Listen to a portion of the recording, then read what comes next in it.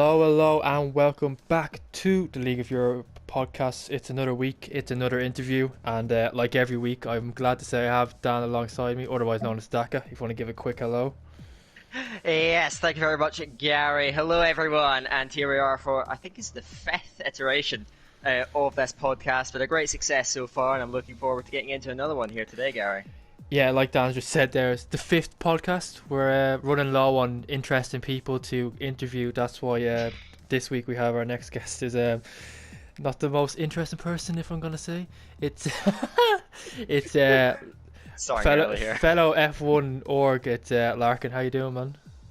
I'm good. I was going to say that I can probably hear the sighs of everyone when they know that it's me that's on here, but they'll have read the title and won't have clicked on it anyway, so it's all good. Wow, wow, wow. That's self-burn, but but yeah, great to have you on. Just gonna jump straight into it. Of course, you are an org in F1. Sadly, unlucky for you. Um, can you remember when you decided, or who asked you to be an org, and like what made you turn around and be like, you know what, I want to do this. I want to help be an org for League of Europe. Oh, I remember, like you guys put out a post on the Discord saying that you needed a couple of orgs and you wanted somebody to run the Twitter, basically. And I didn't go messaging anyone. I remember thinking to myself, oh yeah, that'd be a cool thing to do. But I wasn't somebody who was posting on the Discord much or anything like that. I turned up every week and just treated it as sort of racing, and that was it. And a few of the guys who I'm sort of mates with in the Discord were like, "Oh yeah, you should do it, etc., etc." And I still didn't message anyone. I'm sure it was Fuzz, who's a bit of a awkward name to bring up in this podcast. He messaged one of the orgs, I believe, and said that they should ask me to do it. And then I want to say it was Mark that then DM'd me and asked if I'd be interested. And because it was a social side of things, I mean, that's something I really enjoy doing. I'm still doing it now, which I guess shows sort of my interest in doing it. And I've been doing some of the F1 stuff on the side, obviously, and it's all sort of gone from there. Yeah, we must have been really desperate. We must have been really desperate if we were asking you to be an org. Wow. Sorry. I'm saying you've been running the social media for I think about a year and a half by now, quite a long time anyway. But I want to know because certainly one thing that you're quite well known for is your rather questionable puns, if I've got to be honest. Some of them I do actually write though, so do you actually put a lot of thought into those, and how long does it take you to come up with all those Twitter puns? Yeah, it takes me quite a while. If I think back to like I think Halloween, both years I've been doing it, I've done a Halloween post and sort of made the puns out of the drivers' names. I remember this most recent one, I was genuinely sat there for hours. I had like my teacher's planner, and I was writing them in that as I was thinking about them during the day. It took me so long.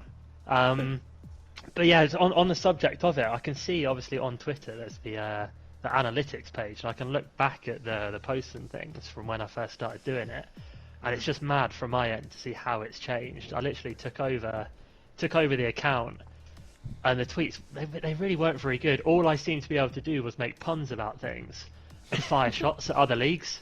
There was sort of nothing other than those two. Whereas now it's fairly professional, I think. I'm not allowed to basically fire shots at anyone anymore because all the other directors shout at me. Sometimes we let slide it's though. grown massively. Yeah, to be fair, Gary, you're on my side, but it was the one it was about a month ago, I think it was, when I did the tweet about AOR. Within about 20 minutes of me posting that tweet, I had all the other directors atting me in the chat being like, oh, you can't do that, let's have less of that, unprofessional, it's going to make us look bad, etc, etc. It's free publicity. He wasn't wrong. Exactly. Well, we ended up with Kodiak commentating our PC league straight after that, so I would like to think that I know what I'm doing. But yeah, so like obviously you mainly focus on the social side with the Twitter and all that, but obviously you do a few things else as an org. Of course, you're the head org for Division 4 this season. What do you think is the hardest thing to be in an org, and the best? So be a two-part question. I think the best thing about being an org is when it's that little time period after it's been manic for a while. For example, right after we've done the division placements, for example, recorded the podcast, all of that's done, and that's gone out, when sort of all the good feedback's coming back from the drivers and everyone's really happy and it all sort of feeds back to you, that's when you think like, oh yeah, I'm really glad we're doing this, we're providing a great service for all the drivers.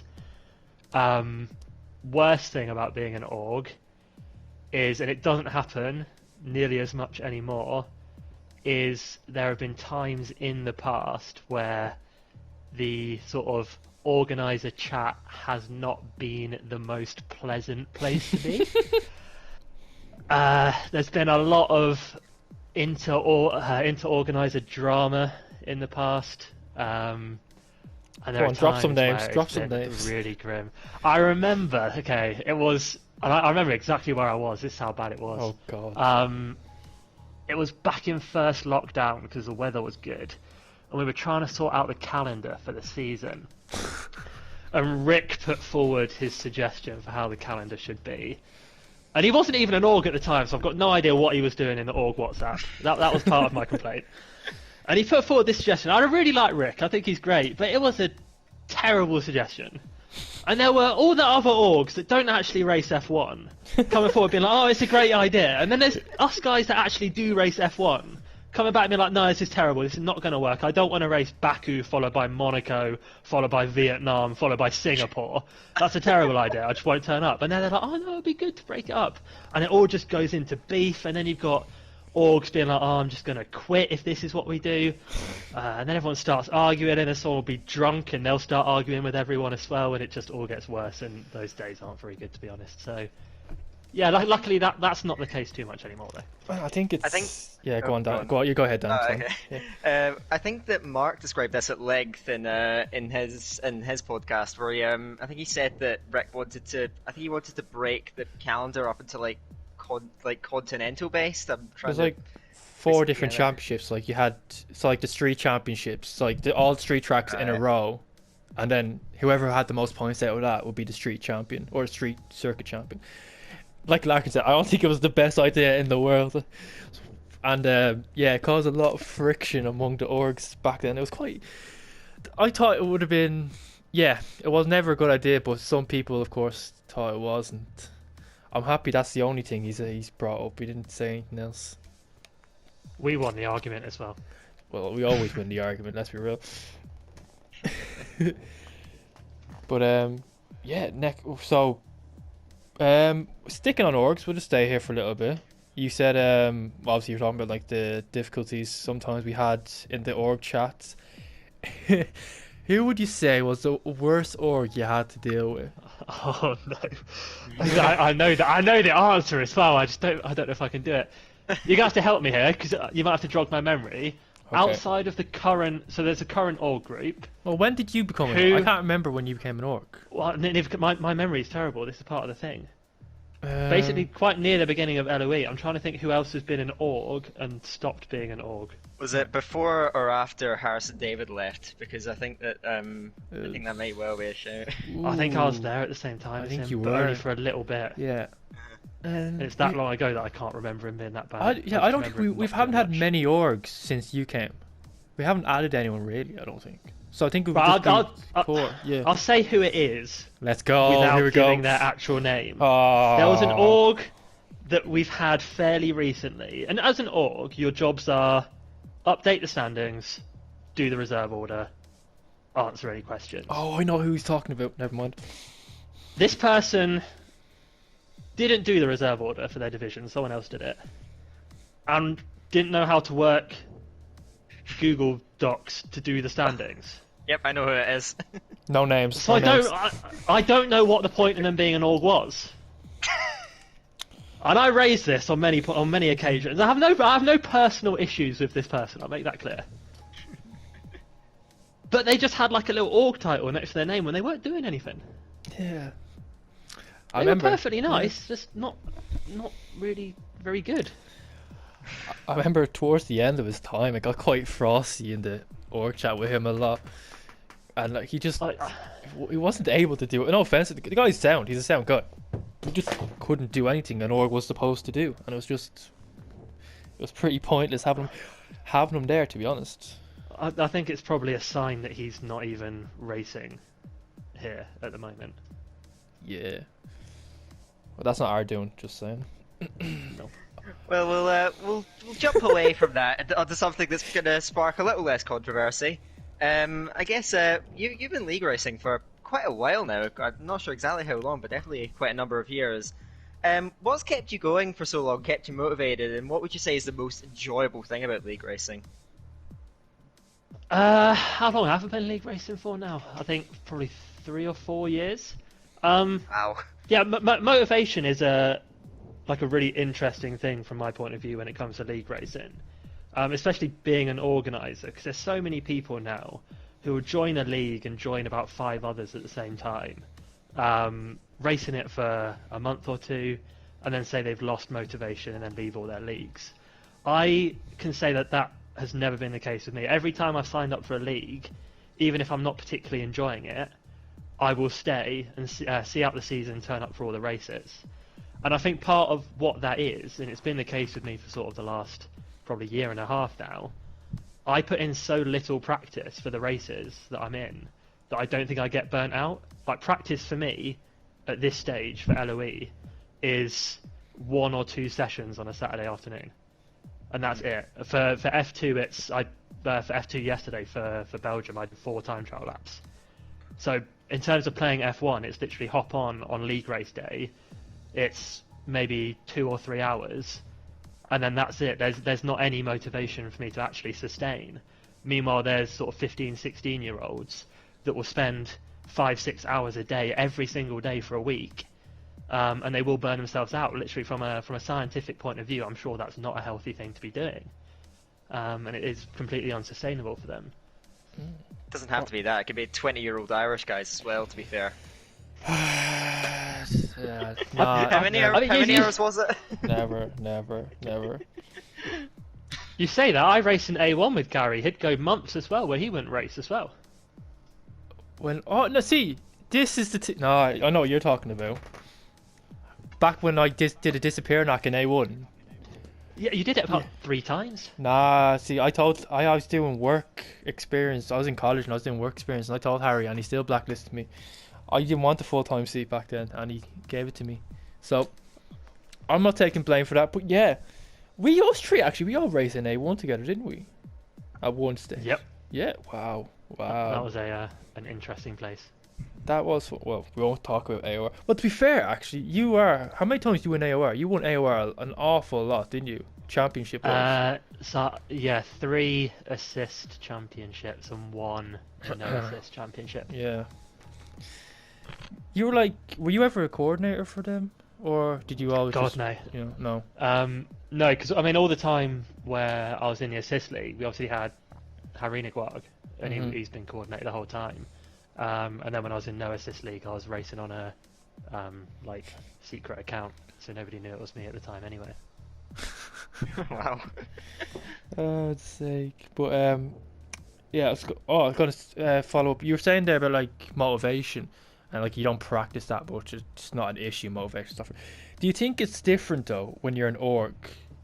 When you race in your own league, do you think it's sort of different? Do you enjoy it as much as you would in other leagues you race in, or is it the same?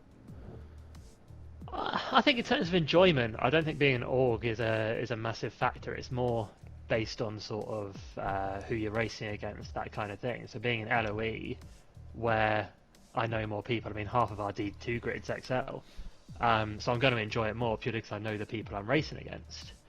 I think generally, in terms of motivation and everything, when you're an org, I care less about how I'm getting on in terms of performances.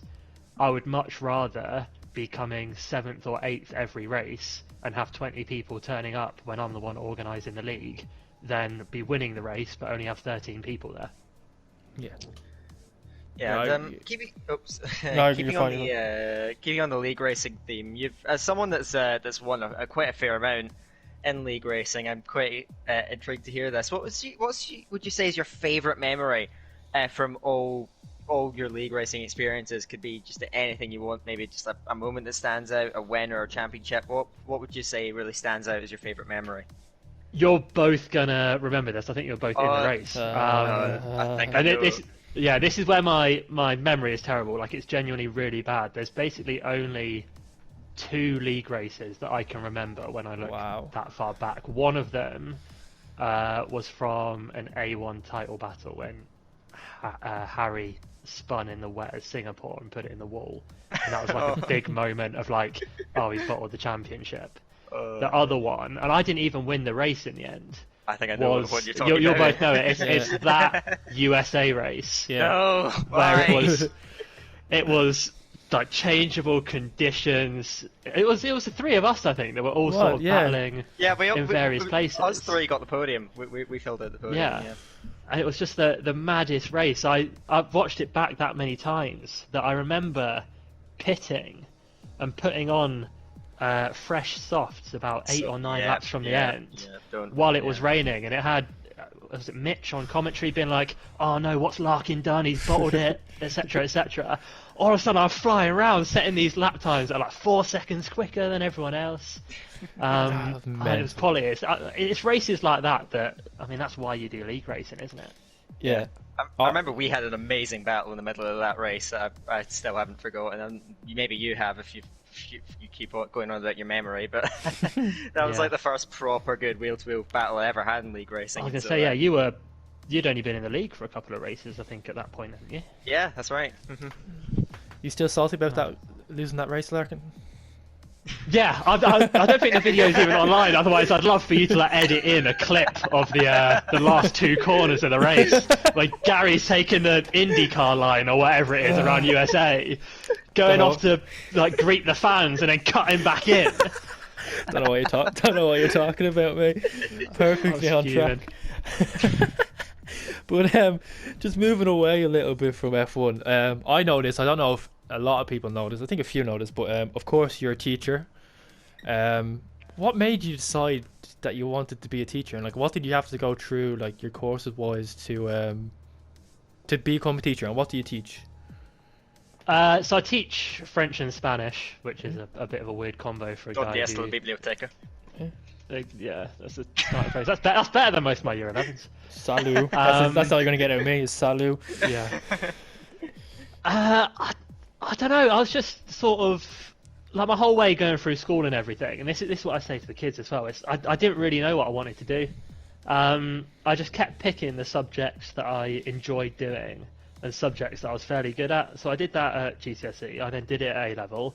I still enjoyed languages, so I picked them at university. And then it was going into final year at uni when I still didn't really know what I wanted to do. That someone suggested going into teaching. Like this isn't some story of I've always wanted to be a teacher, etc. It's I wasn't really sure, and it's just a 1-year training course that I did to become a teacher. So I basically applied for that, interviewed for it, and got on. Went and did the year, and I really enjoyed it. It's so different, I think, to a lot of jobs. Obviously, COVID throws a bit of a spanner in the works. One of the great things I always say about teaching is every day is completely different. Like, I don't know, I can go in on a Monday and have a great day, have some great lessons, all the kids are having fun, etc., etc. Going on Tuesday, and one of the kids might try and start a fight with me. It's just it's so different to just sitting in an office, sitting at a desk on a computer all day, in meetings, taking calls and everything. It's really good. I genuinely would sort of advertise it and encourage anybody who's thinking about going into teaching to give it a go. So like it's only a 1-year course you have to do? Yeah, I mean there are different ways of going into it. I guess it depends what you're teaching as well then, would it? Yeah, I mean like one of the it's probably really boring for everyone, but one of the like most common ways is something called Teach First, where they just stick you in a school and it's a 2-year course. And it's a bit horrible, but the way I did it, it's just sort of like a 1-year training course, and then you're basically done. Well, because I know, like I'm sort of looking at teaching as like an option in the future, and they do completely different here compared to what you're saying. So I'm just interested myself, to see like the differences. But yeah, as you're saying, just quickly on the of course, we're in a global pandemic. How difficult is it teaching now compared to like being in the classroom to online teaching? Oh, it's grim. Obviously, every school is doing it differently. I can only speak about my own circumstances, but the way we do it, all of our lessons are live. So we're on Microsoft Teams doing these lessons. So you've got all the students there. You don't know if they're there because they might just join the call and then go off and do F1 practice, for all I know. They've got their cameras off because safeguarding and that, which completely makes sense. I agree that. They've also got their microphones off for safeguarding purposes. So I just see black squares. And I'm there trying to make like an interesting lesson, and there's just nothing that comes back. Yeah. It's so dead. Like, I'll always try and make jokes and stuff as well. And I'll make a joke, and I can't tell if I've been funny. I'll just laugh to myself instead. But yeah, it's not the best. I think I shouldn't complain too much. I think, however bad it is for me, I think the students have got it worse with all the pressures that are on them, not being able to see their friends and stuff. But at least there's a light at the end of the tunnel. Yeah, and some people are probably loving it. But it's exciting. It's nice for me to hear that insight as someone that's on the other side of it, doing the lessons being given out. And I also, because my physics teacher actually explained this quite in depth as well about teaching lessons while not having any, because we do it in a very similar way to what you do.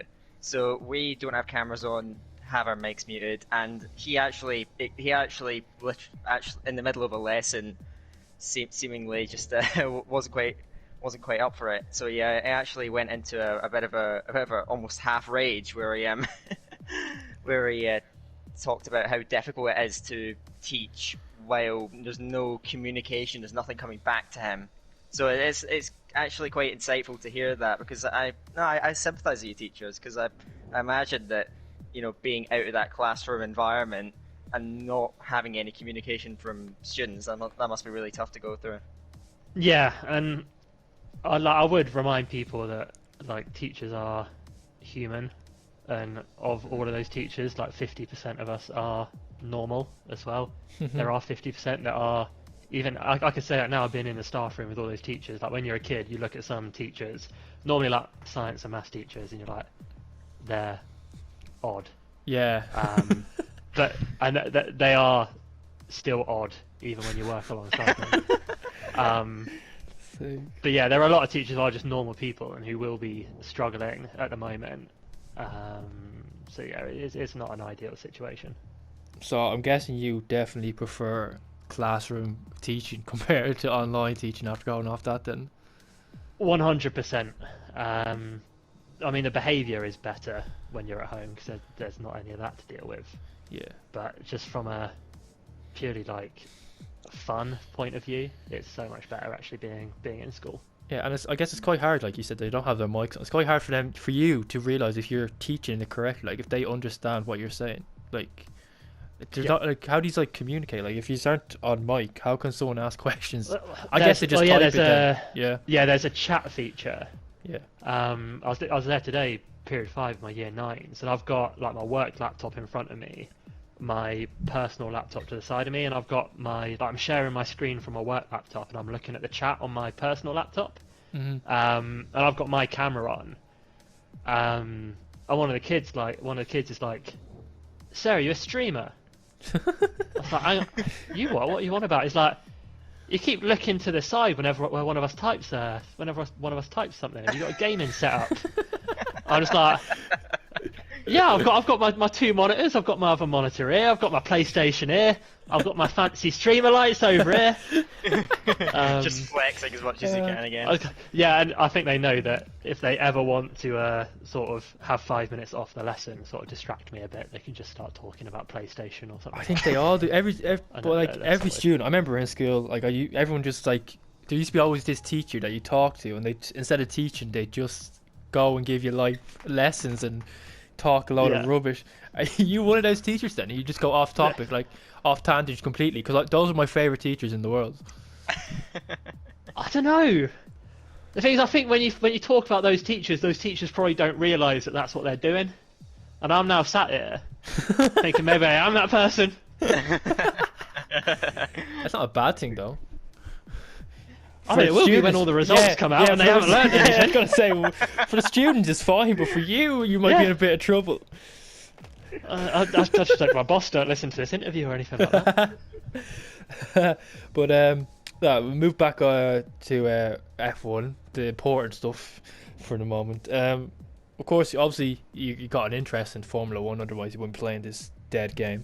Where did that interest come from, and what made you like F1 so much? It's always been sort of like a gradual increase in interest. I'm not somebody who has always loved it since I was really, really young. I'm not somebody like that. I've got no idea what happened in F1 before sort of the year like 2010. I couldn't, like, there are people, I'm sure you two might be there, so if you gave them a year, could name who like the drivers' champion was in that year. I could not do that whatsoever. I've never watched an old race, nothing like that. But I think it was from getting sort of like the PlayStation games and the Xbox games when I was younger and playing those that just sort of the interest grew. Then I started watching races. I picked out a driver and a team to sort of support to make it more interesting. And from that point on, I was an Adrian Sittil fan, and I'd watch the race every weekend. I'd watch the race every weekend just to see how he did. And then obviously he was at Force India, and then he left and everything. And I just became a Force India fan. I wouldn't know that. No, definitely trying to get the pink car every season. But yeah, it's just gone from that. It's been from having sort of a favourite driver and a favourite team all the time, supporting them. It's just made me want to watch every race and every quali, and now league racing all links into it as well. So that's why I get my enjoyment out of it. Fair. Well, did you like any of your parents like league race, or not league racing? Like Imagine. Yeah, my dad is a multiple AOR champion as well. It runs in the family. I don't know if he's being serious. No. Daddy Larkin to join LOE just yeah. Yeah, but did they any of your family like F1, or did you just get into it because of playing the games? Like a casual interest, I'd say. Purely from my dad, and he took me how old would I have been? I was probably from about 12 onwards. We'd go to Thruxton every year to watch the British touring cars. So he was always more interested in that than what he was F1, just because it's usually more exciting, more overtakes, more drama, etc. Than watching an F1 race. So I think part of it comes down from there. But we're not a big motorsport family or anything like that. We've always been football. But yeah, how's that going for you? It. Oh, mate. That's so it begins. I mean, this is my only chance. I was gonna say I can't even fire back at the moment. It's great. Like, for anyone who doesn't know, I'm a Liverpool fan, and it's just going terribly. I can blame part of it on injuries. Clap out. But even other than that, like we're just not playing very well. Oh, I missed this. Clap out, yeah. No way. you can't say that when you're sat there with Ole Gunnar Solskjaer as your Man United manager and start criticising other managers. The guy's got no idea what he's doing. Ollie's at the wheel. No. I feel sorry for Dan right now. He hasn't a clue what's going on. I might as well just leave, lads.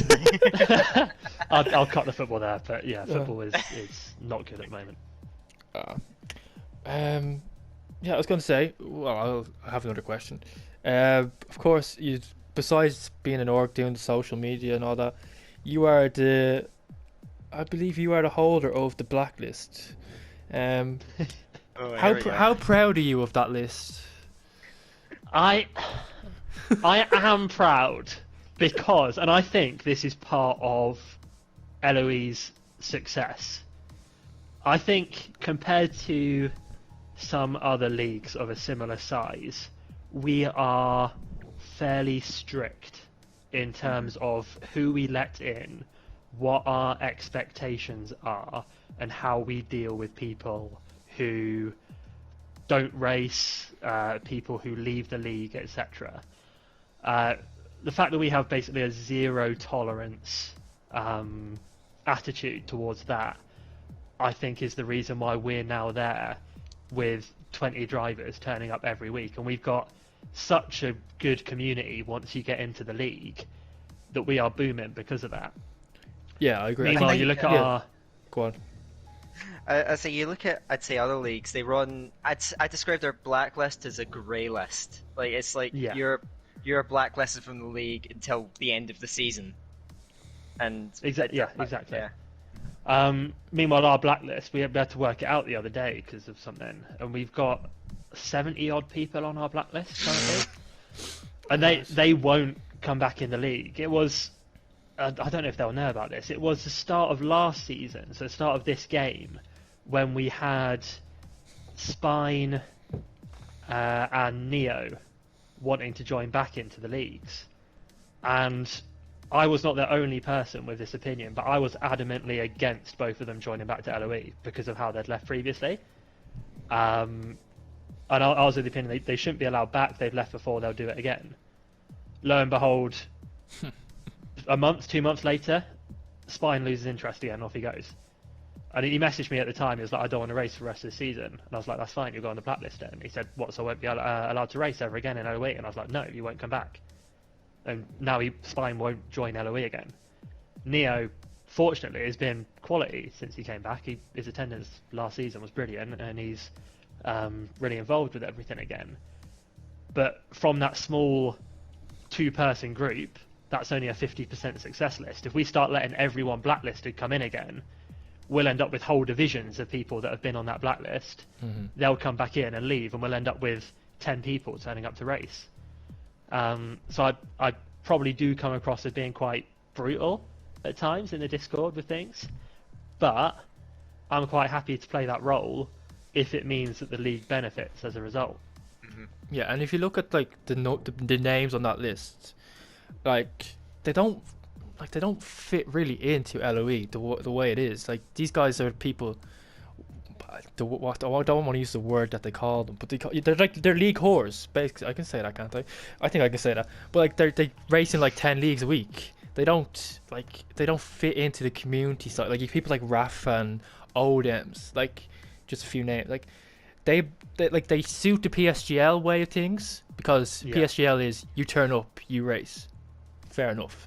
But in LOE, it's you interact every day, every week, and they don't fit in. Like, and you look at the names on that list. Most of them are like highly known people in the F1 community, and they're not welcome here because they just left a bad taste in our mouth. And I agree. Like, I think 1 or 2 people have been allowed back in from the blacklist, but it's very rare that anyone in that list will ever be allowed race. As long as we're orgs anyway, I don't think anyone will be. Yeah, I mean, you look with some of those names that you just mentioned, you'll remember this, the start of last season again, when our biggest competitor at that point was IRL. Yeah. And they were massively bigging themselves up with their Division 1 in terms of the names that they had in that Division 1. The league didn't even last a whole season. They had to merge with Division 2 because nobody was showing up. And with that group of drivers, like you just said, unless it's PSGL, it's highly unlikely that they'll see out a whole season. As soon as things start going against them, they'll just quit. I remember us saying it in the org chat when their division got released. We were like, I remember Mark even saying, he's like, that won't last. Look at the names on that list. If it starts going shit for them, they're gonna walk, and they all walked. So yeah, like people find it like, oh, we're too mean, we're too harsh. I mean, it's worked for us so far, so I don't think we're going to change anything at the moment. Like, unless people want people like them coming into league, it's not going to happen. And like I said, once you actually get into the league, it's so nice. Like our Discord is buzzing all the time. It's such a good community as opposed to just some racing divisions, and it shows in attendance, it shows in sort of continuity. The amount of people that we have signing up and continuing from season to season, sort of re-sign-ups, is brilliant. It makes it hard for people wanting to join the league to actually get sort of a full-time seat, etc. But from our point of view as organisers, it's fantastic. Yeah, because I'm part of, or I commentate for some leagues that are similar in size to LOE, but the actual level of community interaction is nowhere near what you're going to see with our league. So I definitely think LOE, the way it's constructed by basically being strict in terms of who's being allowed back into leagues, but I think it actually helps have a group of people inside the league that just aren't maybe quite as focused on just the racing aspect of it. It is, as you guys have alluded to, it is a wider community, Yeah. and where people are interacting constantly. And I think that's why I think LOE personally is probably one of the most enjoyable leagues to be a part of, at least for me in my experience. I've not been in that many leagues, but it's just it's great for interaction, and I think everyone that's involved in it really enjoys it, and probably there's a lot of drivers there that I think are going to be keeping on with it for some time. Well, that Yeah, was the plan. Sorry, go ahead. Yeah, I was going to say that I think over the past few years that I've been doing league racing, the only leagues that I've been in that have had that community feel that we've got are obviously us and A1 when it was at its peak. Yeah. But I think the big difference is, and I think Dan, you'll agree with this most, that A1 chat was ridiculously toxic a lot of the time. Yes. It was a unpleasant place to be a lot of the time as well. Whereas the LOE chat is 99% of the time actually quite a nice place to be. Mm-hmm. Yeah, it's not the worst place in the world, I guess. But just to follow up, like quickly, like I think us as orgs, I think we always focused completely on community side more, maybe even more than league racing. To be honest, we just wanted people to feel welcome always, whoever they were, and I think it shows in the racing, everything. Like we've got everything stems from the community aspect. Like if we weren't as like people didn't get to talk as much or be as active, I don't think we'd have an AC league. We don't have an F2. We have none of that. Probably have two if we took the PSGL approach, we'd probably have two divisions and we'd be a nobody on a Saturday racing. But it didn't work out that way. So thankfully, we managed to get it right, and hopefully we'll continue to do it in the future. Yeah. But or we'd have done what some people wanted us to do for this season and gone too big and ended up with 6 divisions. Mm-hmm. Do you think we should have not enough? No, we don't have enough people to organise it. Yes, this is. See, that's the problem. For you need, first of all, you need enough drivers so that you have enough reliable reserves so you keep high attendance throughout the season. I know that especially I'd say in the first 2 seasons of LOE, attendance was a bit shaky in general. I'd definitely. say. I remember us merging divisions and everything on a race day because we didn't have enough drivers show up. Mm-hmm. But I think on top of that, you need new organisers. You need to make sure you have enough commentators. You need new commentators for the division as well. You just need more people, not just in terms of the drivers. And so I think the LOE approach has been quite good because I think you guys have only added a division when you're absolutely certain that it's going to work. And I think that's helped, especially in more recent seasons, the league to be very stable and just on an upward trajectory all the time. Yeah, I agree. I think the problem we're going to have, I think Larkin will agree with me, is the end of this season is what we do then, because we probably will need to add another division, but then the issue will remain. We need more orgs. So that's something I can imagine us. I can imagine us adding another organizer or 2 at the end of this season. Drop your CVs below. But yeah, that's something for the future at least, anyway. But Dan, you got any more questions you'd like to ask Larkin? Anything spicy you'd like to ask before we move on to the final question that we end on every week?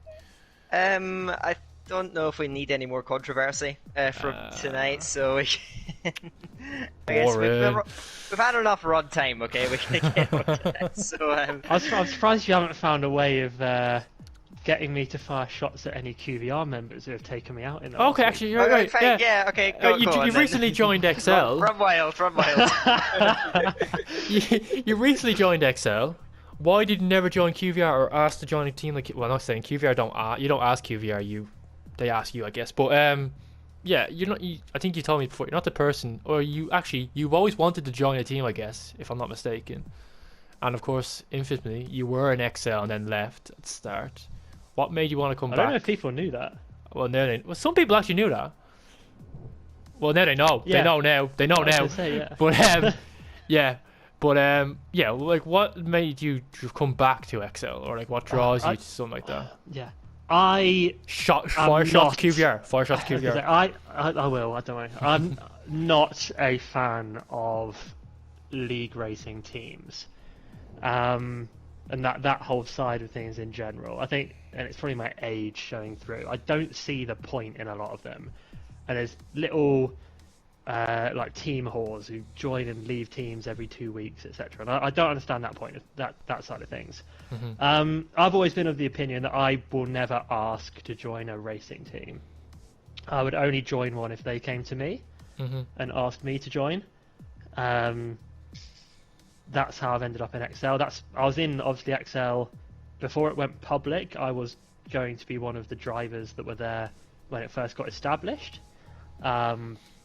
Couldn't afford your wages. Yeah, let's go with that reason. So I ended up leaving. Well, not ever really being part of it when it went public, and was then sort of in the wasteland, going it alone as a 4S driver for a year or so. I've always said that the only teams I would join if they ever asked me to join were XL if they sorted out the issues I had with them at the start, or QVR, because even if I'm not a fan of everybody in QVR, and I'm 100% sure there's probably a lot of people in QVR who aren't a fan of me, I respect them as an organisation. I respect a lot of them as drivers as well. I think in terms of sort of general driving standards as it goes, QVR's at the top. They're the cleanest drivers that I've ever raced alongside. And I can say that as somebody who had an incident with Verstappen yesterday and had Packer accidentally. I'll rant now. This is my big issue with it. Yeah. Here we go. He didn't intentionally take me out and ruin my race. He got too big for his boots, saved his mistake, and then was an idiot and tried to come back onto track and lost it again. Like some people can't drive in the wet. That's clearly him. That's not my issue with it at all. Those James Baldwin training things haven't gone well for him.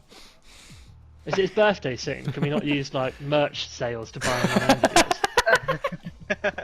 It's the fact that after he's done it, he's apologised to Nico, who's part of his racing team, for ruining his race, but he won't apologise to me for accidentally ruining my race. It's only one way. That's my issue. Even if I feel like I'm in the right and I've ruined someone's race, I've done it with Toxic a few times. Even if I feel like it was his fault, I've gone into his DMs afterwards and apologised for it. But there was absolutely nothing coming to me there, and that's what made me a little bit angry. Well, maybe that's the arrogance coming through with the 3 letters in front of his name. Who knows? I think some people think that they get an extra bit of talent as well when they get some letters in front of their name. But that's what happens, I think, when people join league races or join racing teams. They think they can do whatever they want. I think XL people. I don't think XL drivers themselves think they can get away with stuff, but I think people outside of XL think the guys in XL, because a few of us are orgs, can get away with stuff. But yeah, it doesn't really work that way. But we'll finish off. I think people had enough of listening to Larkin ramble on for however long he has. But yeah, every week we end up on this question. It's if you could race in any F1 era, which would it be and why? And considering what you said earlier on, I think I know what's going to come. When were the cars loud? Not the answer I was thinking of. 2000, the early 2000s, was it? Was that when they were loud? Yeah, the V10 era. V10. Yeah. See, Dan knows Could more you than me. actually overtake people back then? No. It was worse than it is now, to be fair. Oh, okay, yeah, let's not go then. Can I forego an F1 racing contract and take up a touring car contract instead? Ooh. See, I mean, I'm not sure if that if that's part of the question. It kind of goes against it, but I mean, Okay, We'll let- Dan, we'll let- let's we'll let say him- today, because contracts today will get me paid more money than what they would 40 years ago. Is that the answer you want? I mean, it's the most honest answer we've had, I think. We usually ask another question, but I don't think it's worth asking. If you, Oh no. what do you fancy your chances of winning the championship, or are you going to be a Raganating at the back, or a who was another pay driver at the back in F1? What was his name? Carter Kane. Yeah, I think you strike me as a Carter Kane. How do you think you could do in today's F1 going up against the likes of Hamilton and Sebastian Vettel? Not very well. I'd be like I don't know enough about F1 to answer this question. Someone consistent, like I don't know, Mark Webber. He was consistent, wasn't he? He was quite good though. a consistently bad Oh, starts. You're on 0 points, Gary. Okay. Right, that's when we wrap it up. Wrap this up. I'm done now. Yeah, I'm done. That's enough. Right. Thank you very much to Larkin for being on. He's been a great guest. It's been great having him. Hopefully, never have him on again though. And yeah, thanks Dan, of course, joining me every week, helping me through this. And Pleasure. I don't know who we're going to have on next week. Never know who's coming on, but make sure to tune in next week to find out. And bye. See ya.